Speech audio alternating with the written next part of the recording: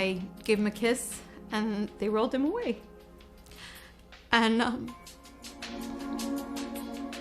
these are arguably the darkest, most painful, most difficult days that a parent or parents go through.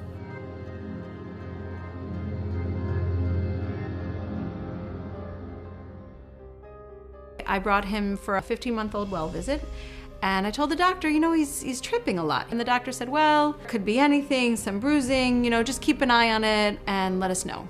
By Friday, I called the pediatrician and I said, something is off. He's now reverting to crawling.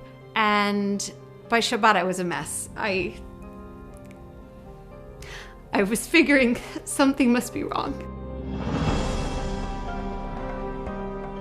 I'm not sure if I've yet been able to kind of sort through that day. Luckily, we have a great pediatrician, and when I called him Saturday night, he said, he seems fine, but why don't you take him to the ER just in case? By this point, he wasn't crawling either. He really just wasn't moving. We took him to the ER, and 15 minutes into the MRI, they called in the oncologist, and he said, your son has a tumor.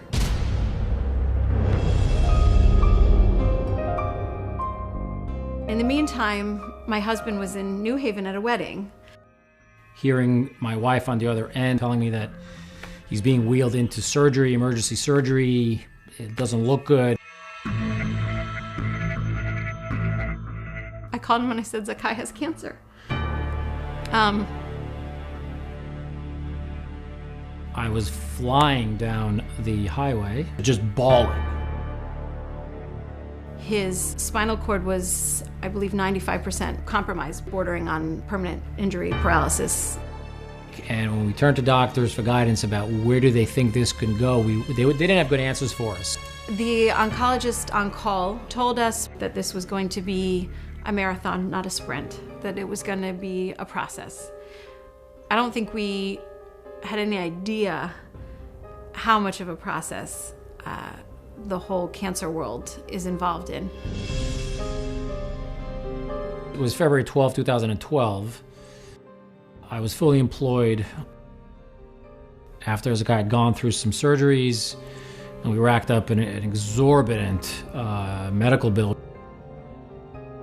I was terminated from that position.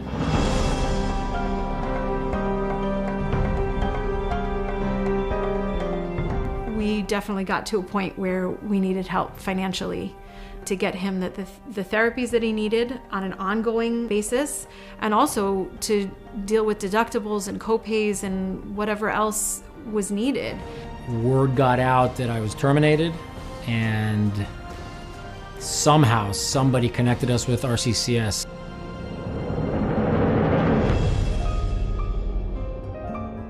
RCCS stepped up very, very quickly, asked me to send some materials over, got back to us, I think, in about a week that we were approved.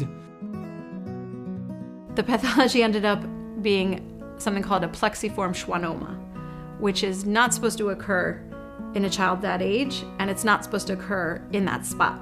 Nobody had experience with this tumor. It had eaten into his muscle and his bone. Nobody knew what was going to happen. It was completely taken out in Boston. There was no sign that they could see of any tumor left. And yet, it grew back. Everyone wants like the happy ending, right? The Hollywood ending.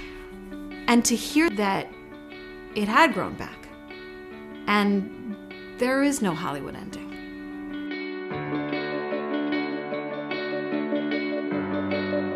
Zakai had had 5 surgeries in a year, and he wasn't even 2.5 years old. The idea of not having just access to quality medical care, and the thought of having to go bankrupt or mortgage the house to pay for that can be unbearable. And having an organization like RCCS that just takes that burden off of a family, that they don't have to worry about the health insurance, so that they can just do what they need to do for their kid, there are no words to describe how important that is.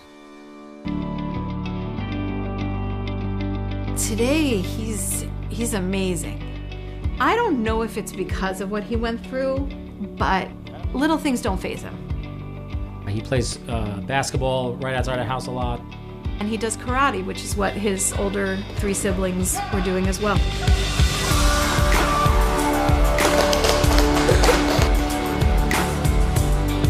Nice job. His friends were playing hockey, so therefore he wanted to play hockey. Seeing my boy, who 5 years ago went through absolute hell, and seeing him doing an awesome job, I'm almost embarrassed to let my tears come out, but they're there.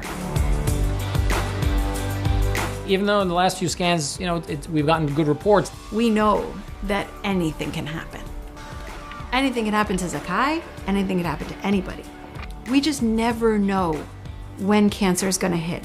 And it's so important to support organizations like RCCS, because not just, okay, it's the right thing to do and help the other people, but selfishly, it could be me next time. It could be you next time.